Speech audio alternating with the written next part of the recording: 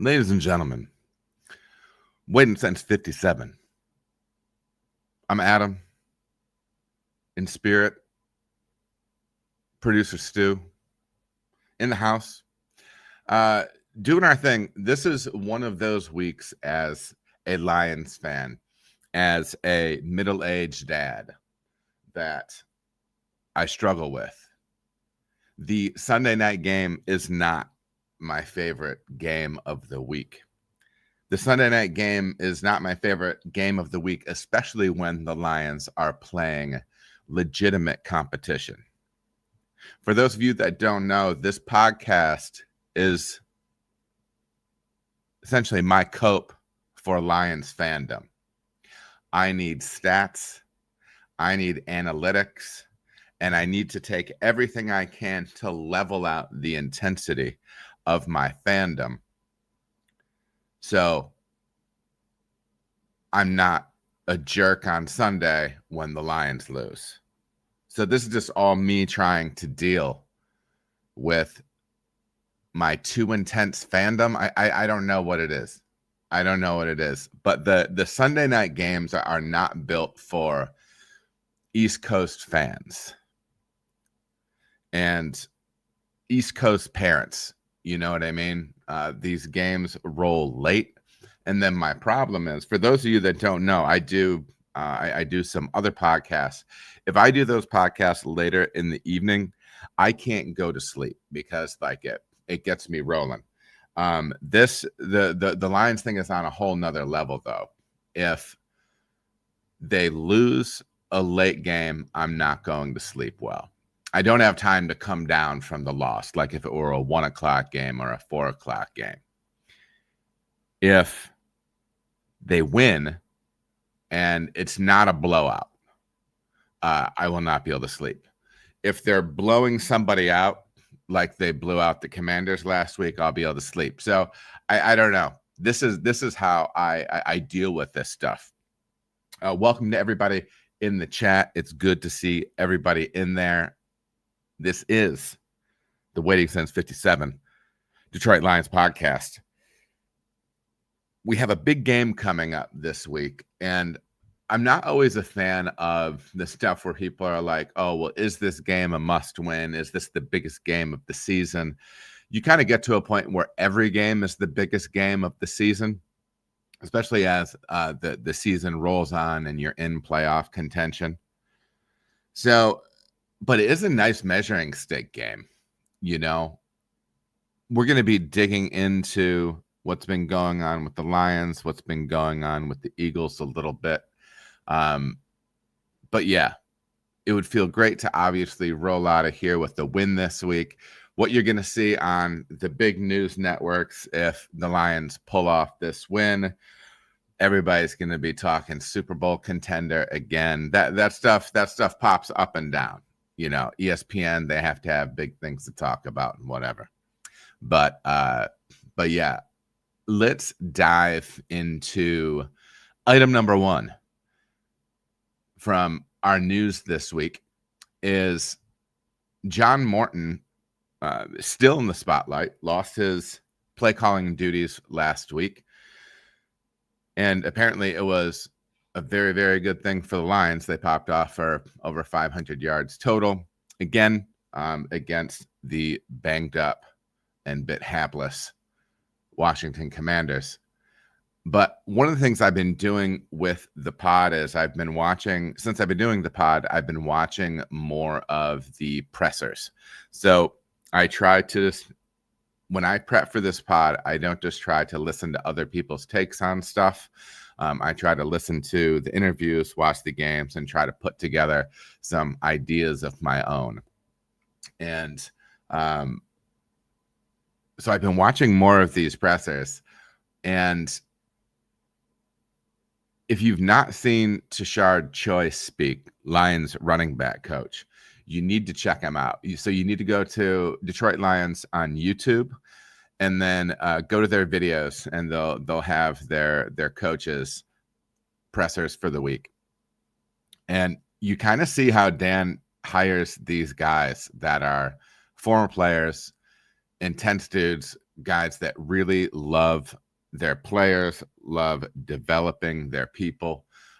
Very cool stuff. So anyways, if you want to feel fired up, if you want to feel like you are ready to take on a blitzing linebacker through the A gap, go listen to Tashard Choice's presser this past week, because it's a lot of fun. But anyways, I was listening to John Morton's presser this week, and this is going to be the first time. This is the first time he's really talked, after losing those duties, the play call duties, kind of being reassigned a little bit. There's going to be a lot of questions hanging out there for him.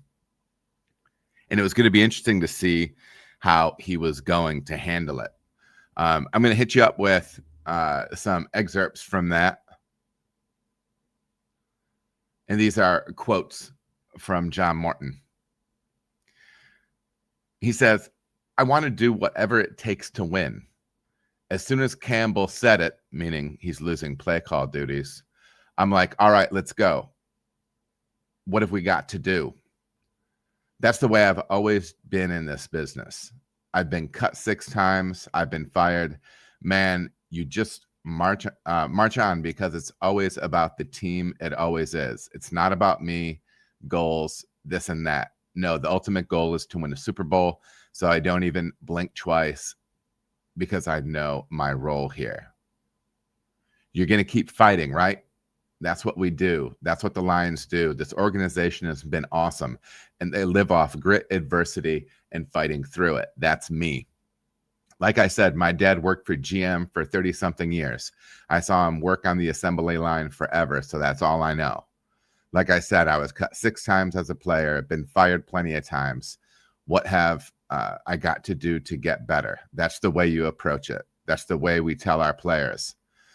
Players lose their starting position. What is he going to do? He's just going to mope around and quit? No, he's not, because we don't hire guys like that. We don't draft players like that. We hire guys that are fighters, and they will do whatever it takes. He said, I can see certain call setups. They were asking him, what was it like watching Dan call plays, and was there anything learned from that? And he said, I can see certain calls set up this and that. That's the thing that I'm learning a little bit. How they've done it here, which has worked really well. I tried to do that, but I can see how it goes. That's the biggest thing I caught from it. So first of all, this is just on a human level. And maybe you have not had the experience of being demoted, being laid off, being fired, but it's humiliating. And I would also guess that none of us have had that happen to us publicly. So, guys like this take a lot of heat, especially the internet. The internet is a weird space. And so people say a lot of nasty things about you, but it's got to be hard to get demoted like this publicly. Have to stand up, take questions about it. So just on a human level, your heart goes out to the guy. Obviously Campbell thought he was a good fit when he hired him. It's going to be interesting to see if he turns into a good fit.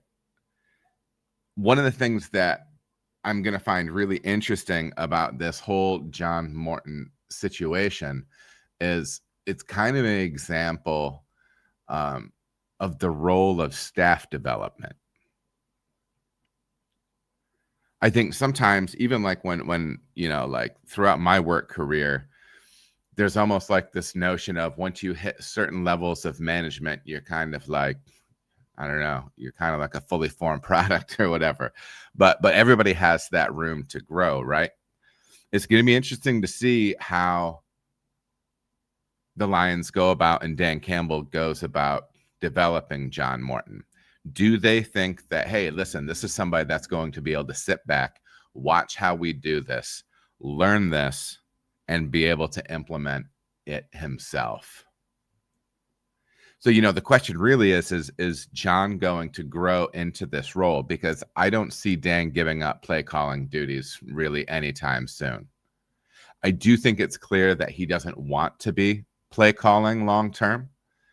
There are a lot of responsibilities that he is juggling as kind of that head coach CEO type role that head coaches have to deal with. You want to be able to have people that can handle their lane. And as of right now, John Morton was not handling his lane. And that's why the play calling had to be taken over by Dan. It's going to be interesting. I don't know. Maybe he gets a chance again. It wouldn't surprise me if he doesn't, though. If he doesn't grow to the point to where they think he can take over play calling duty, I think he's going to be reassigned somewhere in the organization or let go. That would be my guess, because Dan's already made the decision once to should he call plays, should he not, and he decided to hire John Morton. So we'll see. It'll be interesting. I do want to dig into kind of some of the nitty gritty a little bit. We're going to dive into a couple of kind of analytical stats today. And the reason I want to do that is I think there's a lot of stats and a lot of analytics that we look at as sports fans that are descriptive more than predictive. Okay, that's not my own line. That is an Adam Levitan line, the great and powerful Adam Levitan. A lot of times we look at stats or analytics that are descriptive, not predictive. And so when we start digging into certain things, digging into certain stats, digging into different analytics, the reason that we're doing that is I want to help you understand some of these different metrics, because it can give you a little bit deeper understanding of what is actually going on with the team. So you can see with the chart on the screen right now, for the first time in 2025, the Lions had a positive pass rate over expectation.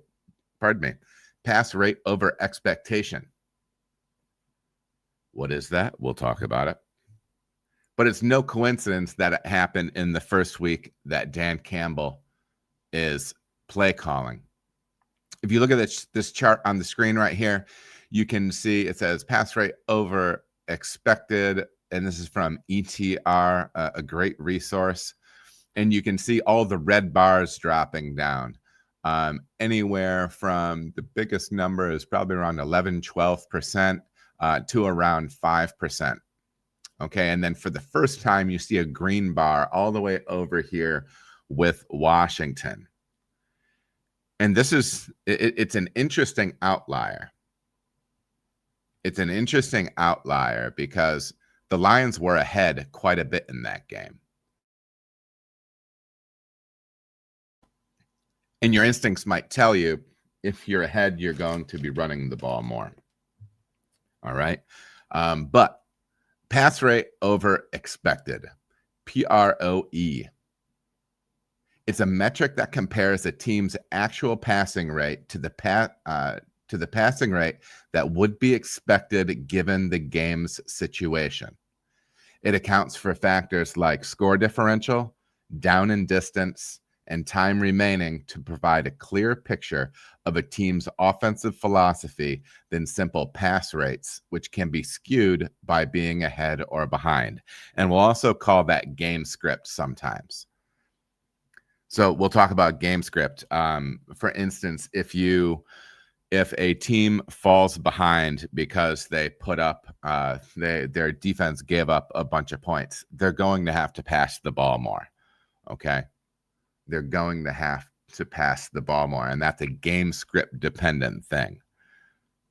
I don't think bad teams that are giving up 40 points. I don't think the Bengals necessarily want Joe Flacco dropping back 55 times. I'm sure they would rather be running the ball a little bit more. Okay. And this stat comes from FTN Fantasy, this definition. So, for example, FTN Fantasy uses pass rate over expected as a tool to analyze a team's intent and to predict future pass rates. And what does it show? A positive PROE means a team passes more than expected for the situation, while a negative pass rate over expected means they run more than expected. And this is useful if you're a fantasy football person, but it's also useful for understanding how your team is trying to approach the game. Okay. So when you look at this chart, it's clear that when John Morton was calling games, they were running more than expected. So sometimes, a good example of this would be it's 3rd and 7, so it's 3rd and long, and you would expect a team to be passing in that situation. You've seen it happen multiple times. The Lions run it twice in a row. They'll run it on 3rd down. They'll run it on 4th down. And that's one of those things that flips that metric. They would be expected to pass in 3rd and long, but they're making that choice to run. And you can see that played out on the sheet right here. And I think it's interesting because Dan Campbell has, everybody always talks in generalizations with him, but they're always saying like, oh, you know, they want to be able, it's all built through the running game. And it is. This doesn't mean that it's not built through the running game. You do have to be able to run effectively. But you can see that against the Commanders, they wanted to be pushing the short ADOT or the short average depth of target passes. They wanted to get Goff moving quickly, hitting people close to the line of scrimmage, keeping pressure off of him. But PROE is a great stat. It contextualizes play calling. It removes the influence of game script, like we talked about before. Game script is falling behind early and essentially losing your running game, right? Because you can't afford to be salting away too much clock. You need more chunk plays. You need to get going, okay? And it shows what teams actually want to be doing offensively. It can identify future opportunities. A team with a consistently high pass rate over expectation may be more pass heavy, which can be a positive indicator for if you're looking at this through a fantasy football lens in that way. And it may be in teams with a low pass rate over expectation, maybe less predictable or more run heavy. So the way, even though we're talking about this through the lens of fantasy a little bit, I'm looking at it with this game coming up here against the Eagles. We said last week that the offensive output against the Commanders was one data point, and it is. But it's a significant data point in the fact that it is so different from what they've done all season long. And this isn't a situation where they played 3 games, and 1 out of the 3 they had a plus side performance for passing rate. That's not what we're talking about here. We're talking about 9 games in a row, and the 10th game, a pretty big outlier.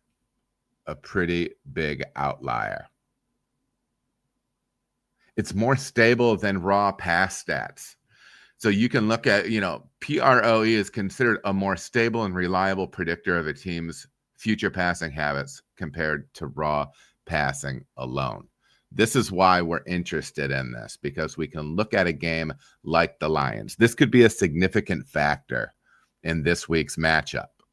The Eagles' D-line has been carrying this squad, and they're matched up with what has been an up and down O-line for the Lions. We've been nicked up all season long on the O-line. And we've seen what they're calling communication issues. I'm not sure how I feel about the conversation around communication issues up front. I don't know if that's code for something along the lines of people not liking what Morton was calling. You can be the judge on that. If you've got an opinion on that, you can drop that opinion down in the comments. I'd be interested in hearing it. But yeah, we've had these communication issues. But having a data point like this pop up and then looking at this matchup with the Eagles, this makes me think maybe we're going to see more of this short hitting passing stuff. It's not that they're not going to want to run the ball. It's not that they're going to not want explosives from that to be able to convert first downs. It's nothing like that. But I think we're going to see more of these quick passes.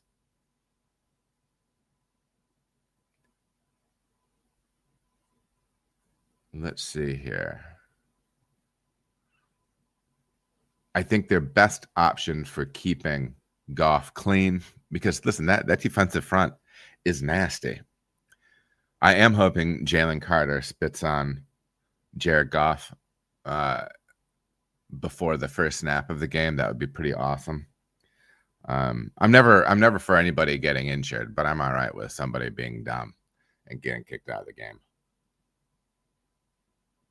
But speaking of injuries, we got a little stack here, ladies and gentlemen, and some names that maybe we did not expect. Let's see. I did my show sheet last night, and then I saw some updates, and there are multiple names out right now, some expected, maybe some not. Kirby Joseph was not practicing most of the week with that knee, but that's been his situation. He is out. Terrion Arnold has been a DNP all week and was ruled out on Friday. Fingers crossed on next week. It's going to be interesting to see how that goes with these brain injuries and how they want to handle them. Now, it seems like, it doesn't seem like, it seems like Sam LaPorta picked up a back injury. And I don't know if it was in the Commanders game. It seemed like it was something that popped up during the week. And he was a DMP Wednesday, Thursday, Friday, and has been called out for this week. I'm not certain that pattern of not even limited practices and then being ruled out for a Sunday night game on Friday makes me worry a little bit for the week after. But one thing that is nice about Dan is he's definitely going to let us know. He does a very good job of that. But not seeing any practice at all for LaPorta. We'll see. Dan Campbell in his presser was saying how much confidence they have in Brock Wright. One of the reasons was he said he can do everything and does it well, and he's a dog. So, those are our updates. When you're kind of tracking the injury stuff, you at least want to see some limited practices late in the week, and you don't want to see late week injuries pop up, late week injury designations. Those are never a good sign. But anyways, other important people that we want to be able to see in there. Taylor Decker was limited practice all week. No practice yesterday. He's listed as questionable, but expected. DJ Reed has 3 limited practices in a row, but he should be. I don't think they're going to be firing up this week. Campbell was already talking about that. We got Amik Robertson on here listed as questionable. My guess is he's not going. Panay, so this is an interesting one. He was DMP, limited practice, DMP, questionable, but we're going to see him on the field. So, what else? Man, the Eagles seem healthier than we do. I always hate when that happens. Yeah, a whole bunch of full practices for people on theirs. One thing on the injury front, though, is, and we can be forgetting it, the Lions have been insanely healthy with their skill position players for the last few years. It's crazy. And it can just be in part because they're tough guys or whatever. And I'm not talking offensive line, but skill position players. We have been unbelievably lucky to have everybody staying healthy.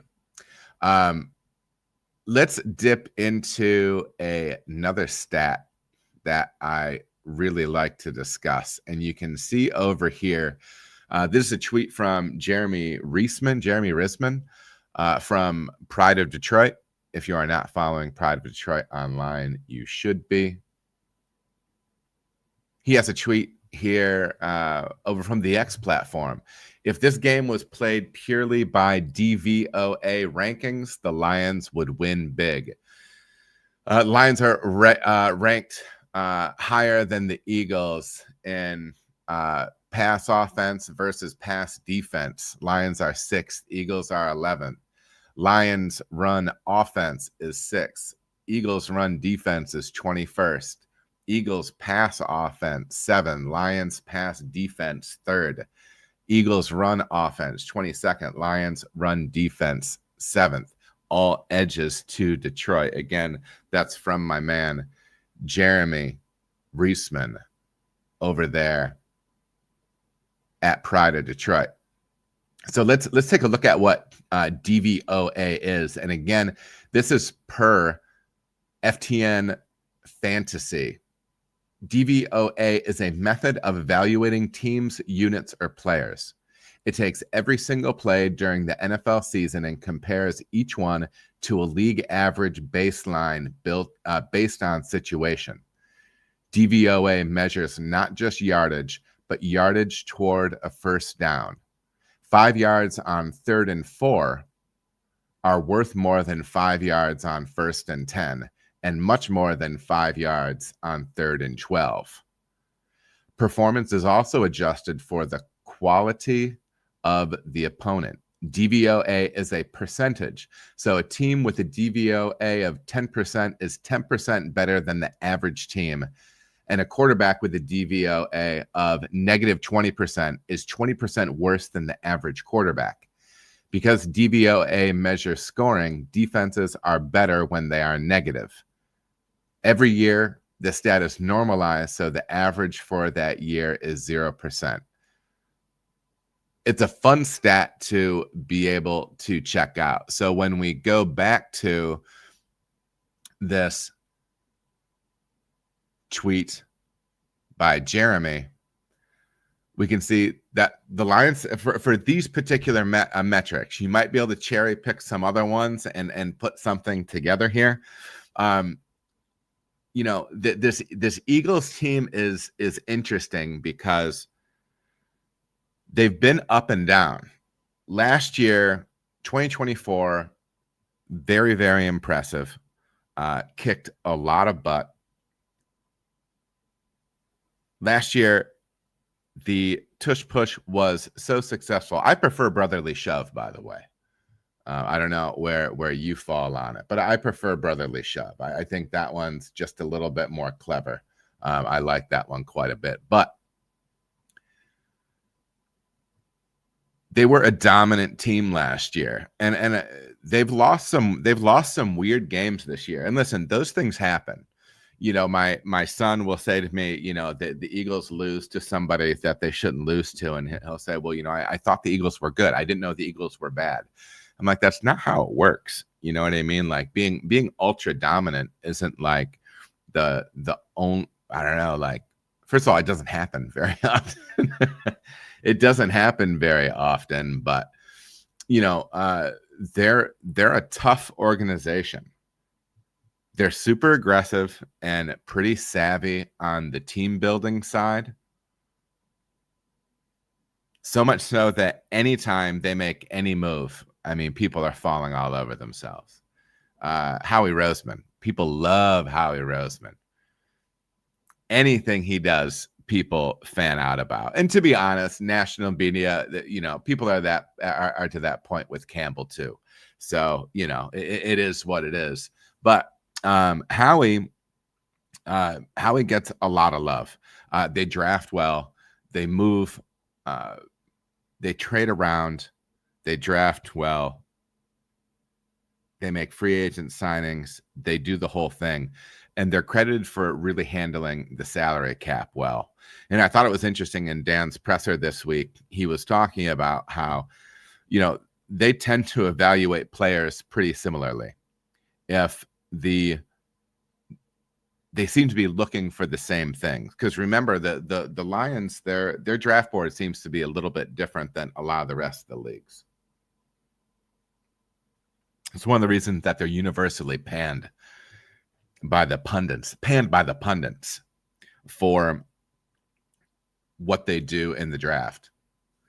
But, the Eagles are a very talented team, a lot of smart folks.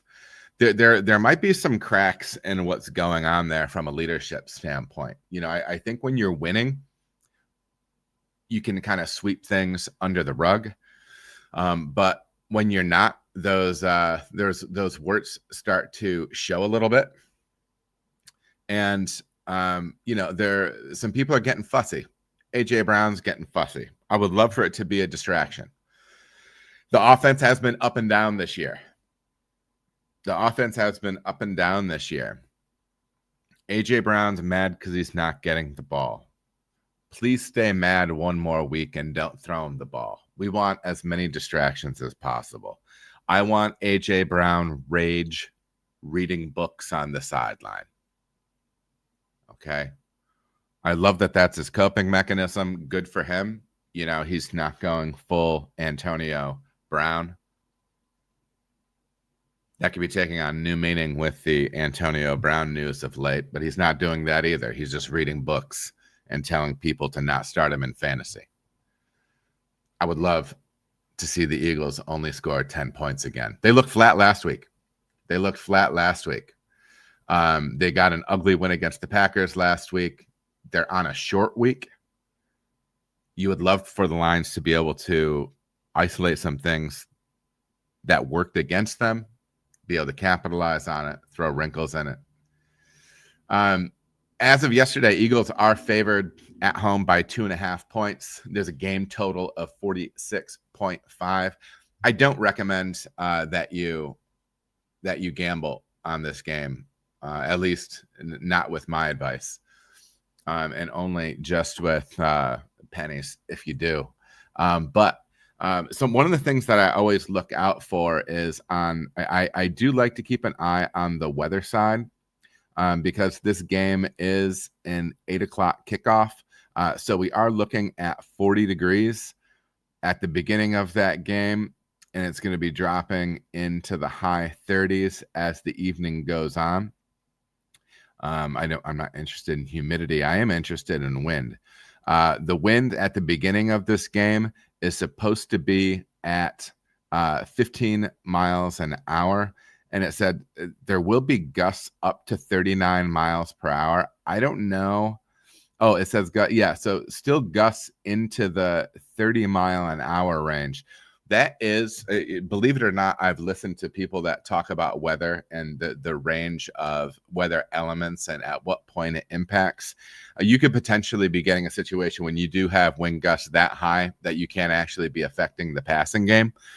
Obviously, it may have a greater effect on downfield throws, but I've got a hunch that maybe we see things closer to the line of scrimmage.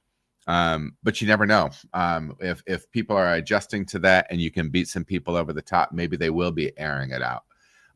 But a lot of people make a big deal about Goff's numbers inside a dome as opposed to outside. They're actually they're pretty similar. I don't know if there was some greater variance earlier in his career or early in his time with the Lions, but those numbers are actually pretty similar. I don't really think it's something that we should be building in as a huge deal, even though the Lions do have a little bit more success inside from an offensive standpoint. Part of me is saying that I think there's going to be more points scored in this game than what Vegas has picked. So for your not a prediction, I'm going with my Lions, baby. And I don't want to be somebody that's always just picking the Lions, but I feel like I've got a hunch. And maybe again, this is just me trying to be happy through the weekend. But it seems like this offense is starting to perk up. The Eagles have not been what they were last year. Not that they couldn't just come out and stomp the Lions, always within the range of outcomes. But man, I know Detroit would love to go in there into a hostile environment. Dan was talking about how much he loves that the fans are nasty to you. And yeah, Philly fans, you have the reputation. Let's not be shocked. Okay? Throwing batteries at Santa will get you there. But anyways, not a prediction. Lions 33, Eagles 27. Please drop your predictions down below. The evening game, the night game on Sunday is not my favorite thing. It's not my favorite thing. Say a little prayer for all these East Coast dads that have to try to watch this game. And the East Coast moms, okay? And just fans in general. But the next time I'm going to be in your ears is on Tuesday morning next week, recapping this game. I would very much appreciate you jumping over to the Waiting Since 57 YouTube page, giving that a follow. When you see the shorts come out, give it a like. Always do that, especially at the early stages of this channel. If you're enjoying the kind of things that I'm doing, anytime you can like or share that stuff, it's a really big deal.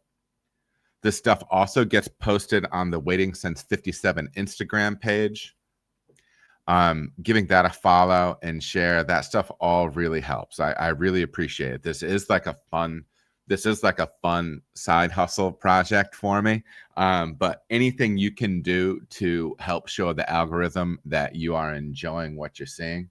Hey, Beerific, good to see you. Good to see you in the chat. Not beer stuff, but it's football stuff. So anyways, I'm grateful that you're all listening. And yeah, that's going to be it, everybody. That's going to be a wrap. Appreciate you listening. Be good to your people. And remember, honestly, and this is not a joke, we have loved ones around us when we watch these games. Let's try to remember it. I mean, me and my wife have 6 kids, and there's been plenty of times where I've gotten too upset about these games and it's ruined my day. And I have this beautiful family around me. So don't let that happen to you if this game goes sideways on Sunday. Anyways, be good to your people. I'll be seeing you Tuesday morning next week to recap this thing. We appreciate you watching. Cheers.